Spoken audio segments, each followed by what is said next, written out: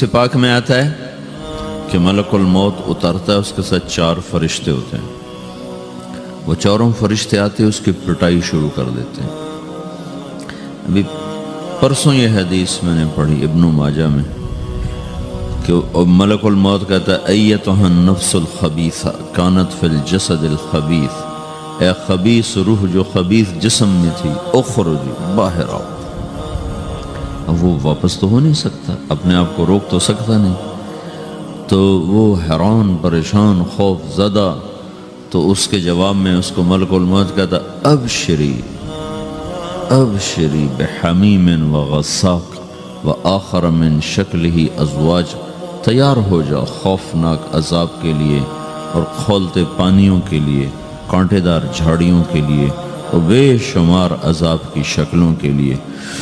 تو اس کی روح کو جب کھینچتے ہیں تو رگ رگ سے وہ کٹ کٹ کے نکلتی ہے، تو سارا وجود زیر و زبر ہوتا ہے، سکرات کا درد ساری دنیا کے دردوں پر حاوی ہے۔ جب اس کی روح نکلتی ہے اور اس کو لے کر آسمان پر چلتے ہیں تو دروازے پر پہنچتے ہیں تو اندر سے فرشتے پوچھتے ہیں کون ہے؟ کہتے ہیں فلاں فلاں کا بیٹا ہے۔ کا نفس خبیثہ فی الجسد الخبیث، یہ تو وہی بدماش ہے جو بدماش جسم میں تھا، یہ وہ بدبخت روح ہے جو بدبخت جسم میں تھی، اس کے لیے آسمان کے دروازے نہیں کھول سکتے، اسے واپس کر دیا جائے۔ تو آسمان کے دروازے لا تفتح لهم ابواب السماء ولا يدخلون الجنة حتى يلج الجمل في سم الخياط، کہ ان کے لیے آسمان کے دروازے نہیں کھلیں گے اور ان کے لیے جنت کے دروازے نہیں کھلیں گے، پھر یہ وہاں سے نیچے گرائے جاتے ہیں جو اللہ کا قید خانہ ہے سجین۔ وما ادراک ما سجین کتاب مرقوم، وہ تمہیں خبر نہیں کہ وہ کیا خوفناک قید خانہ ہے جو اللہ تعالیٰ نے بنایا ہے، اسے وہاں دھکیل دیا جاتا ہے۔ پھر قیامت تک اس کے لیے انتظار کی گھڑیاں ہیں اور عذاب کی شدت ہے۔ اور جب کوئی نیک آدمی اللہ تعالیٰ کے دربار میں جانے کا اس کا وقت آتا ہے تو اللہ تبارک و تعالیٰ فرماتے ہیں ان الذین قالوا ربنا اللہ ثم استقاموا تتنزل علیہم الملائکۃ الا تخافوا ولا تحزنوا وابشروا بالجنۃ التي کنتم توعدون نحن اولیاؤکم فی الحیاۃ الدنیا وفی الآخرہ ولکم فیہا ما تشتہی انفسکم ولکم فیہا ما تدعون نزل من غفور الرحیم۔ جب کوئی نیک مرد عورت کے جانے کا وقت آتا ہے تو اس کے لیے بھی فرشتے آتے ہیں اور آ کر اس کو خوشخبری دیتے ہیں اور آ کر اس کو تسلی دیتے ہیں کہ آپ غم نہ کریں، پیچھے والے بھی آپ کو مل جائیں گے، آپ خوف نہ کریں، آگے ساری منزلیں آپ کے لیے آسان ہیں، آپ کے لیے جنت بھی تیار ہے، رب بھی مہربان ہے۔ اور حدیث پاک میں آتا ہے کہ ملک الموت اور 4 فرشتے آتے ہیں، وہ 4 فرشتے اس کو سہلاتے ہیں، دباتے ہیں کہ موت کا درد اسے محسوس نہ ہو۔ اور ملک الموت فرماتے ہیں ایتھا النفس الحمیدہ کانت فی الجسد الحمید اخرجی، اے نیک روح جو نیک جسم میں تھی باہر آؤ۔ کیا کرو؟ وابشری بروح وریحان ورب راض عنک غیر غضبان، آپ کو بشارت ہو آپ کے لیے جنت تیار ہو چکی ہے اور وہاں کی ساری نعمتیں آپ کے لیے میسر ہو چکی ہیں اور اللہ آپ پہ راضی ہو چکا ہے اور اللہ آپ پہ خوش ہو چکا ہے۔ اس پر اس کی روح کو نکالا جاتا ہے، پھر سارے فرشتے اس کو استقبال کے ساتھ جو آسمان پر لے جاتے ہیں تو اندر سے پوچھتے ہیں کون ہے؟ کہ فلاں فلاں کا بیٹا، فلاں فلاں کی بیٹی۔ کہتے ہیں نفس حمیدہ فی جسد حمید، یہ تو نیک روح تھی جو نیک جسم میں تھی، مرحبا بہی، اس کو ہم سب استقبال کس کا کرتے ہیں اور ایک دم آسمان کے دروازے کھلتے ہیں، پھر وہ پہلا دوسرا تیسرا چوتھا سارے آسمان پار کرتا ہوا اللہ پاک کے عرش کے نیچے کے جا کر، مرد ہے یا عورت، وہاں جا کر سجدے میں سر رکھتا ہے اور اللہ تعالیٰ فرماتے ہیں ہاں اس نے ہمیں خوش کیا، ہم اسے خوش کریں گے، اور اس کو عافیت کے ساتھ وہاں آسمان میں، پہلے آسمان سے لے کر اللہ کے عرش تک یہ سب ویٹنگ روم بنے ہوئے ہیں جہاں اللہ اپنے اپنے درجات کے مطابق جنت والوں کو ٹھہراتا ہے، اور وہ انتظار گاہ ہے اور وقت ختم ہو جاتا ہے، لہٰذا انتظار کی جو تکلیف ہے وہ بھی ختم ہو جاتی ہے۔ وقت ختم تو انتظار کا احساس ختم اور ٹائم کے گزرنے کا احساس ختم۔ تو جیسے اصحاب کہف کو اللہ نے غار میں داخل کر کے تو غار کے اندر سے وقت کو نکال کے باہر پھینک دیا، باہر 300 سال گزرے، اندر آدھا ہی دن گزرا تھا۔ وہ جب اٹھے ہیں تو وہ 25 برس کا نوجوان 325 سال کا ہو کے نہیں اٹھا، وہ 25 سال کی عمر میں اٹھا ہے۔ نہ ناخن بڑا ہے، نہ مونچھیں بڑی ہیں، نہ ان کی داڑیاں لمبی ہوئی ہیں، چونکہ تو زندہ تھے، مر نہیں گئے تھے۔ تو زندہ کے تو بال بھی بڑھتے ہیں، ناخن بھی بڑھتے ہیں، لیکن وہ اس طرح اٹھے کہ 300 برس گزر گئے اور 25 برس کا نوجوان 25 سال کی عمر میں اٹھا ہے، 20 برس کا 20 برس کی عمر میں اٹھا ہے۔ اور وہ کہنے لگے کم لبثنا، بھائی کتنا ٹھہرے ہیں؟ کہ یومن او بعض یومن، لگتا ہے کوئی دن آدھا دن ٹھہرے ہیں۔ وہ صحیح کہہ رہے تھے۔ باہر اللہ تعالیٰ نے وقت کی گھڑی کو چلائے رکھا اور اندر غار میں اس کو سوئچ آف کر دیا، نکال دے کے یہاں وقت کو داخل نہیں ہونے دیا۔ تو وقت کے گزرنے سے جو بھی اثرات مرتب ہوتے ہیں وہ ان پر مرتب نہیں ہوئے، تو وہ 20 آدھا ہی دن کے بعد اٹھے ہیں، باہر 300 سال، اندر آدھا دن۔ یہی کچھ اللہ تبارک و تعالیٰ برزخ میں کر دیتا ہے، وقت کو ختم کر دیتا ہے، گزرنے کا احساس نہیں ہوتا ہے۔ تو اس طرح میرے عزیزو، یہ دو موتیں ہر انسان دیکھتا ہے، یا وہ جنت کے فرشتوں کا استقبال دیکھتا ہے یا جہنم کے فرشتوں کی مار اور پٹائی کو سہتا ہے۔ رابعہ بصری رحمۃ اللہ علیہ کا انتقال ہونے لگا تو انہوں نے رات کو فوت ہوئی، تو انہوں نے اپنی خادمہ کو بلا کے فرمایا کہ کسی کو بتانا نہیں، جب میں مر جاؤں تو پڑوس میں 2-4 کو بلا کر نا میرا جنازہ پڑھوا دینا، اور جس کرتے میں تہجد پڑھتی تھی وہی میرا کفن بنا دینا، اور صبح بے شک لوگوں کو بتا دینا، میرے مرنے کے بعد میری میت کو رکھنا نہیں، فوراً دبا دینا۔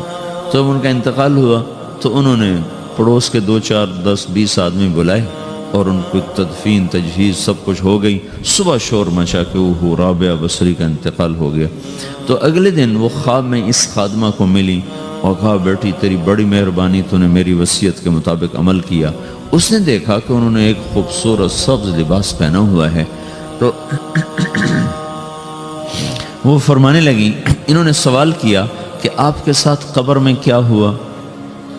تو وہ کہنے لگی کہ میرے پاس منکر نکیر آئے تھے اور مجھ سے کہنے لگے من رب کی، تیرا رب کون ہے؟ تو میں نے کہا سبحان اللہ، 40 برس جس کو میں نہ بھلا سکی اس کو 4 ہاتھ زمین میں آ کے میں بھول جاؤں گی۔ ان کا 42 برس کی عمر میں انتقال ہوا تھا۔ تو وہ کہنے لگے سبحان اللہ، جس کو میں 40 برس نہ بھولا سکی میں اسے 4 ہاتھ زمین کے اندر آ کے بھول جاؤں گی۔ تو منکر نکیر کہنے لگے اس کا کیا حساب لینا؟ پھر انہوں نے پوچھا کہ وہ آپ کا وہ کرتا کہاں گیا تہجد والا جس میں آپ کو کفن دیا تھا؟ کہا وہ اللہ نے مجھ سے لے لیا ہے اور میرے اعمال کے خزانے میں رکھ دیا ہے، قیامت کا دن میرا وہ کرتا بھی میرے ترازو میں تولا جائے گا، اور مجھے یہ لباس پہنایا ہے جو جنت کا لباس ہے۔ یہ بھی ایک موت ہے۔ اس طرح بھی لوگ مرتے ہیں۔ اور دوسری بھی ایک موت ہے، ہمارے علاقے کی بتا رہا ہوں، اپنے علاقے کی۔ ایک زمیندار مر گیا، اس کی قبر کھودی، ساری بچھوؤں سے بھری ہوئی، ایسے جیسے چیونٹیاں پھر رہی ہوتی۔ تو انہیں وہ بند کر کے دوسری کھودی، ساری بچھوؤں سے بھری ہوئی۔ پھر وہ بند کر کے تیسری کھودی، ساری بچھوؤں سے بھری ہوئی۔ قبرستان میں اتنے بچھو کہاں سے آ گئے؟ یہ زمین کے بچھو نہیں ہے، یہ آخرت کی بلائیں ہیں جس کے ساتھ اب اسے قیامت تک رہنا ہے اور گزارا کرنا ہے۔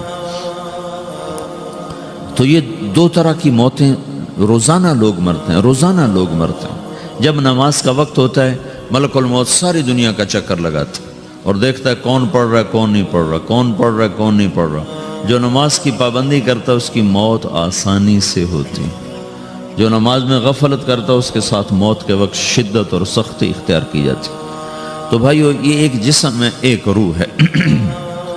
روح باقی رہنے والی چیز ہے، جسم مٹ جاتا ہے، پھر اللہ سے قیامت کے دن نیا جسم عطا فرمائے گا، ایک نیا جسم دیا جائے گا۔ روح وہی ہے جو اللہ کے خزانوں میں جمع ہو جاتی ہے۔ نافرمان کی سیاہ کالی روح ہوتی ہے، فرما بردار کی روشن چمکدار روح ہوتی ہے۔ تو اللہ نے کچھ تقاضے جسم کے رکھے ہیں اور کچھ روح کے رکھے ہیں۔ جسم کے تقاضے پورے نہ کرو تو یہ پریشان ہو جاتا ہے، روح کے تقاضے پورے نہ کرو تو یہ پریشان ہو جاتی۔ روح کی پریشانی جسم سے زیادہ ہے، چونکہ روح کی طاقت جسم سے زیادہ ہے۔ جسم مٹی سے بنا ہے، اس کی غذا بھی مٹی سے نکلتی ہے، روح آسمان سے ہے، اس کی غذا بھی آسمان سے ہے۔ روح کا تعلق جب تک اللہ سے نہیں جڑتا اس سے بھوک اور پیاس لگتی رہتی ہے۔ جسم کو جب تک روٹی اور پانی نہ ملے یہ تڑپتا اور پریشان رہتا ہے۔ جیسے اللہ تعالیٰ نے ہمارے جسم میں روٹی اور پانی کی طلب کو بے ساختہ رکھ دیا ہے۔ میں بیان کے دوران بھی پانی پی رہا ہوں، آپ دیکھ رہے ہیں کہ میرا حلق سوکھ جاتا ہے، مجھے طلب محسوس ہوتی ہے پانی، حلق سوکھتا ہے پانی کی طرف بھاگتے ہیں، بھوک لگتی ہم روٹی کی طرف بھاگتے ہیں۔ یہ ایک ایسا اندر میں آٹومیٹک سسٹم ہے کہ ہم اس کو آف نہیں کر سکتے۔ یہ سوتے سوتے بھی بھوک کی وجہ سے آنکھ کھل جاتی، سوتے سوتے پیاس کی وجہ سے آنکھ کھل جاتی ہے۔ یہ ایسا خود اللہ تعالیٰ نے ساختہ نظام بنایا ہے کہ آپ اپنے جسم میں روٹی اور پانی کی طلب کو نہیں نکال سکتے۔ میرے عزیزو، ٹھیک اسی طرح اللہ نے انسانی روح میں اپنی طلب رکھ دی ہے اور اپنے رسول کی طلب رکھ دی ہے۔ یہ دو طلب ایسی ہیں کہ یہ آپ کے جسم روح سے نکل نہیں سکتی۔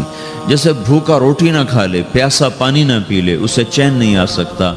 وہ روح جو اللہ اور اس کے رسول سے نا آشنا ہے، جب تک وہ وہاں تک پہنچ نہیں جاتی اسے چین نہیں آ سکتا، اس کا اندر پریشان رہے گا۔ 1997 میں جب جنید جمشید سے میری پہلی ملاقات ہوئی تو اس نے مجھ سے یہ سوال کیا کہ مولوی صاحب، ایک پاکستانی نوجوان جس گلیمر کو خوابوں میں دیکھتا ہے، وہ گلیمر تو مجھے زندگی میں ویسے ہی حاصل ہے۔ میرے چاروں طرف زندگی کا رقص ہے اور میری زندگی کی ہر خواہش، السلام علیکم، ویلکم بیک ٹو مسلم سیرہ۔ ایسے ہی بیانات سننے کے لیے ہمارے چینل کو سبسکرائب کریں اور بیل آئیکن کو ضرور دبائیں۔ شکریہ۔ تمنا پوری ہے، اس کے باوجود میرے اندر اندھیرا ہے، میرے اندر خلا ہے۔ مجھے لگتا ہے میں وہ کشتی ہوں جس کا کوئی ساحل نہیں، جس کی کوئی سمت نہیں، جس کا کوئی گھاٹ نہیں۔ یہ کیوں ہے؟ میرے ساتھ تو ایسا نہیں ہونا چاہیے۔ ایک عام لڑکا تو کہتا ہے ہائے کاش یہ ہوتا، اس کو وہ نہیں ہو رہا تو پھر وہ پریشان ہے، ہائے یہ ہوتا، ہائے وہ ہوتا۔ تو میں تو ہائے نہیں کرتا ہوں، میری تو ہر لذت اور خواہش میرے سامنے تشتری میں سجا کے پیش کی جا رہی۔ میں کیوں ایسا کر رہا ہوں؟ میں ہائے ہائے کیوں کر رہا ہوں؟ میرا اندر ویران کیوں ہے؟ میرے اندر میں خلا کیوں ہے؟ یہ وہی خلا ہے کہ وہ روح کی پیاس کو شراب میں بجھانا چاہتا ہے، وہ روح کی پیاس کو لڑکی میں بجھانا چاہتا ہے، وہ روح کی پیاس کو موسیقی سے بجھانا چاہتا ہے، وہ روح کی پیاس کو دنیا کی رعنائیوں میں 5 اسٹار ہوٹلوں سے بجھانا چاہتا ہے۔ روح کیا جانے روٹی کیا ہے، شراب کیا ہے، پانی کیا ہے، عورت کیا ہے، موسیقی کیا ہے، گھنگرو کیا ہے، پائل کیا ہے، چھنکار کیا ہے۔ روح کو ان چیزوں کی کیا خبر؟ امریکہ میں ہماری ایک جماعت تھی تو 4 لڑکے 2 لڑکیاں، 4 لڑکیاں 2 لڑکے مسلمان ہوئے۔ تو ایک لڑکے کا نام رکھا تھا ابراہیم، اور اس کو جب پڑھایا نا کلمہ، انہوں نے کہا ہائے، انہوں نے کہا ہائے، اور دونوں ہاتھ یہاں رکھے سینے پر، دل پر، کہا ہائے۔ تو ہمارے ساتھی ہیں ڈاکٹر اختر، وہ کہنے لگے کیا ہوا کیا ہوا؟ کہنے لگا جب سے ہوش سنبھالا یہ جگہ خالی تھی، یہ تیرے کلمہ پڑھانے پر بھر گئی ہے کہ میری خوشی سے ہائے نکل گئی۔ یہ جگہ خالی رہے گی، یہاں شراب نہیں پہنچ سکتی، یہاں نغمہ اور موسیقی نہیں پہنچ سکتی، یہاں تالے لگے ہوئے ہیں، یہاں تک کوئی آواز نہیں جا سکتی۔ دل کے تاروں پر ایک ہی نغمہ چھڑ سکتا ہے اور وہ اللہ کی یاد کا ہے اور اللہ کی محبت کا ہے اور اللہ کے رسول کی محبت کا ہے۔ باقی کوئی مضراب ایسا نہیں جو ان تاروں کو چھیڑ سکے، باقی کوئی چیز آواز ایسی نہیں جو دل کی دنیا پر جا کر دستک دے سکے۔ یہاں بند دروازے ہیں، یہاں صرف اللہ پہنچے گا، اللہ کے رسول کا تعلق پہنچے گا، باقی کوئی چیز یہاں نہیں جا سکتی۔ تو چونکہ آج ہمارا علم غلط ہو گیا، پنکھا بند کرو، ہمارا علم غلط ہو گیا ہے، تو ہم نے ان دنیا کی چیزوں کو سب کچھ سمجھ کر اس کی دوڑ لگانا شروع کر دی ہے۔ تو روح آسمان سے ہے، اس کا تعلق اللہ سے بناؤ بھائیو۔ اللہ کا تعلق پائے بغیر نہ کوئی مرد مکمل ہے نہ کوئی عورت مکمل ہے، اور چونکہ براہ راست اللہ کو کوئی پا نہیں سکتا، چونکہ وہ ہمارے سامنے نہیں، اس کے اور ہمارے درمیان لاکھوں کروڑوں پردے حائل ہیں، تو اللہ اپنے بندوں میں سے ایک کو منتخب کر کے اپنا رسول بناتا ہے، اس پر اپنا آپ کھول دیتا ہے، پھر اسے کہتا ہے جا لوگوں کو بتا کہ یہ زندگی اللہ کو پسند ہے۔ وہ اللہ کا جو رسول ہے وہ بندوں اور رب کے درمیان واسطہ بن جاتا ہے۔ اللہ نے ہمیں حضرت محمد صلی اللہ تعالی علیہ وسلم جیسا رسول دے دیا۔ اللہ تعالیٰ نے اپنا آپ کسی کو نہیں دکھایا۔ موسیٰ علیہ السلام پہ ایک تجلی پڑی، ان کو 40 دن ہوش نہیں آیا، 40 دن اللہ سے ضد کرنے لگے، رب ارنی انظر الیک، یا اللہ میں تجھے دیکھنا چاہتا ہوں۔ اللہ تعالیٰ نے کہا موسیٰ یہ ہو نہیں سکتا۔ موسیٰ علیہ السلام اللہ کے نبی نے فرمایا لاڈلے نبی تھے، اللہ پاک سے ضد کر لیا کرتے تھے، پھر کہنے لگے نہیں یا اللہ میں نے ایک دفعہ تو ضرور دیکھنا ہے۔ تو اللہ تعالیٰ نے کہا اچھا تم ایسا کرو، میں طور پہ تجلی ڈالوں گا، فَإِنِ اسْتَقَرَّ مَكَانَهُ فَسَوْفَ تَرَانِي، تو میں تجلی ڈالتا ہوں طور پر، اگر طور کھڑا رہا تو تو بھی دیکھ لے گا۔